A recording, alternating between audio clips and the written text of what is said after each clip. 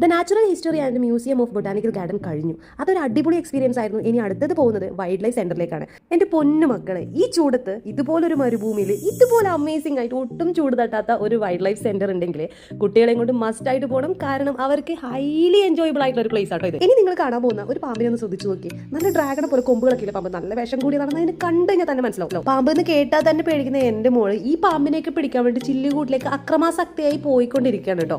പക്ഷേ പേടിക്കണ്ട, എല്ലാം നല്ല സേഫ് ആണ്. നമുക്ക് അതിനകത്തേക്കോ അവർക്ക് പുറത്തേക്കോ ചാടാൻ ഒരു വഴിയില്ല. പക്ഷേ ഇവിടെയൊക്കെ സെറ്റ് ചെയ്ത് വെച്ചിരിക്കുന്നത് ഒരു ഫോറസ്റ്റിനകത്ത ഒരു ആംബിയൻസ് ആണ് ഇവരുടെ ഓരോ കൂടുകളും. അതുകൊണ്ട് തന്നെ ഇവർക്ക് അവിടെ സേഫ് ആയിട്ട് അടിച്ചു പൊളിച്ച് ജീവിക്കാൻ പറ്റും. ഈ ഒരു പാമ്പിനെ നോക്കിയേ, കണ്ട രണ്ട് തലയുണ്ടെന്നല്ലേ പറയൂ. സത്യം പറഞ്ഞാൽ ഞാൻ അങ്ങനെ തന്നെയായിട്ട് വിചാരിച്ചത്. കുറേ ശ്രദ്ധിച്ച് നോക്കിയപ്പോഴാണ് മനസ്സിലായത് ഇതിന് ഒരൊറ്റ തല മാത്രമേ ഉള്ളൂ. മറ്റത് പിണഞ്ഞു നിൽക്കുന്ന ഒരു സിറ്റുവേഷൻ, ചിലപ്പോൾ റൊമാൻറ്റിക്കലായിരിക്കും. നമ്മൾ കണ്ടപ്പോൾ തന്നെ പേടിച്ചോടാൻ നിൽക്കുന്ന ഒരു ജീവിയാട്ടോ അത്. പക്ഷേ ഇതൊക്കെ പുറത്തായിരുന്നെങ്കിൽ ഈ ഒരു സ്ഥലത്ത് പോലും ഞാൻ നിൽക്കില്ലായിരുന്നു. ഞാൻ പേടിച്ചോടുന്നത്. എനിക്ക് ഇതിനൊക്കെ ഭയങ്കര പേടിയാണ്. നിങ്ങൾ ടെറേറിയം കണ്ടിട്ടുണ്ടോ? ഈ ടെറേറിയത്തിന്റെ ഒരു ഫീൽ വരുന്ന ഒരു ആംബിയൻസിലാണ് ഇവിടുത്തെ ഓരോ അക്വേറിയം സെറ്റ് ചെയ്തിരുന്നത്. ആമയുടെ പുറന്തോട്ട് നല്ല വെയിറ്റ് ആണെന്ന് എവിടെയോ വായിച്ചിട്ടുണ്ട്.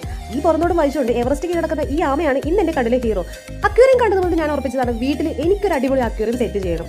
ഇത് കാണുമ്പോൾ തന്നെ എന്ത് പോസിറ്റീവ് വൈബാട്ടോ. ഒന്നും രണ്ട് ഇനത്തിൽപ്പെട്ട മീനൊന്നല്ലോ, ഒരു ഒന്നൊന്നര ഇനത്തിൽപ്പെട്ട മീനുകളാണ് ഇവിടെ ഉള്ളത്. അതുപോലെ ഈ ഒരാൾ നോക്ക്, ഇത് ഓന്തല്ലേ, ശരിക്കും ഇതിന് കാണുമ്പോൾ ഒരു ഡിനോസറിനെ പോലെ ഉണ്ടോ. ഞാൻ പണ്ട് വിചാരിച്ചത് ഇവരൊക്കെ ഡിനോസറിന്റെ കുഞ്ഞുങ്ങളെന്നാണ്.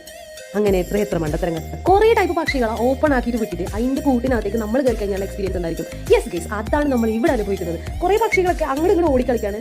നമുക്ക് ഭാഗ്യമുണ്ടെങ്കിൽ അവർ വന്നിട്ട് നമ്മൾ ഷോൾഡറിനടുത്ത് നമ്മുടെ തൊട്ട് മുന്നിലേക്ക് വന്ന് നിൽക്കട്ടോ. കണ്ടോ പക്ഷികളുടെ കൂടുകളൊക്കെ അവർ എത്ര ബ്യൂട്ടിഫുൾ ആയിട്ടാണ് ഇതൊക്കെ ക്രിയേറ്റ് ചെയ്തിട്ടുള്ളത്. ഞാൻ ഈ കൂടെ പലതവണ നോക്കി ഇത് എങ്ങനെയായിരിക്കും അവരുണ്ടാക്കി. ഇതിനുള്ള പശയൊക്കെ അവരുടെ ഉമിനീരായിരിക്കുമല്ലോ ഉപയോഗിക്കുന്നത്.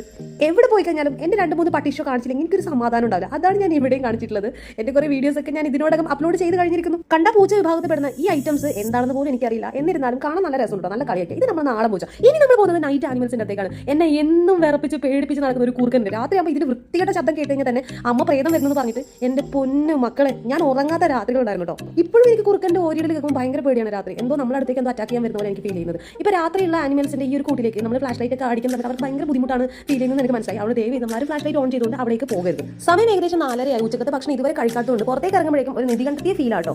സൂവിനകത്ത് അവിടുത്തെ മൃഗങ്ങളുടെ നടുവിലിരുന്നുകൊണ്ട് വലിയ പൈസയൊന്നും ഇല്ലാതെ നോർമൽ പൈസയിൽ നമുക്ക് ഫുഡ് കഴിക്കാൻ പറ്റുമെങ്കിൽ അതൊരു അടിപൊളി എക്സ്പീരിയൻസ് അല്ലേ. അത്തരത്തിലുള്ള ഒരു ആനന്ദ നിർവൃതിയിലാണ് ഞാനിരിക്കുന്നത്. അങ്ങനെ നമ്മൾ ഓർഡർ ചെയ്തു ബിരിയാണി, പൊറോട്ട എല്ലാം കഴിച്ചുകൊണ്ട് ഹാപ്പി ആയിട്ട് നമ്മൾ അടുത്ത റൂമിലേക്ക് പോകണം. അടുത്ത വീഡിയോ കാണാൻ ബൈ.